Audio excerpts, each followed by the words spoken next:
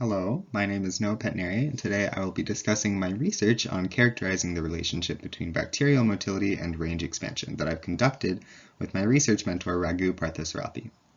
So for a little bit of background, we decided to examine cellular motility because it's a very well understood trait in many microorganisms, including bacteria, but its relationship to how the bacteria expand on a larger scale hasn't been very rigorously tested.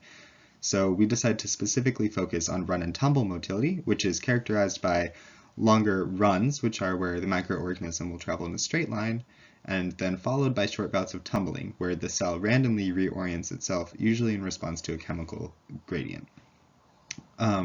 Many current diffusion models which explain range expansion do not incorporate features such as spatial structure, which we feel is a very important part of diffusion.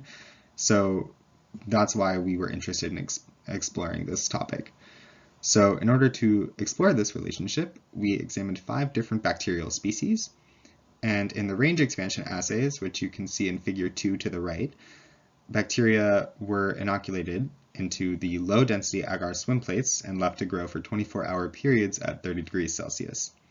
In cellular tracking assays, which were made from the same material as the swim plates, as shown in figure 1 below, bacteria were imaged in the bulk gel using light sheet fluorescence microscopy, so we got a 3-dimensional sheet of the image.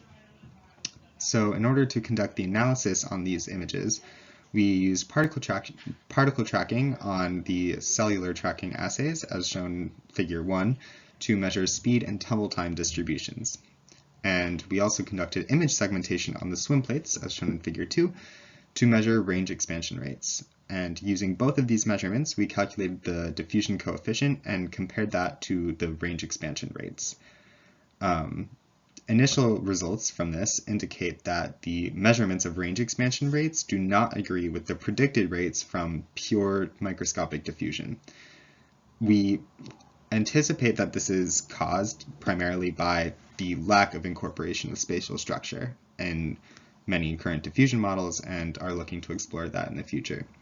Figure 3 here shows us a speed distribution for a set of Aeromonas tracks. Aeromonas is the same species as shown in figure 1, and this distribution gives us a mean speed of 30 plus or minus 13 microns per second.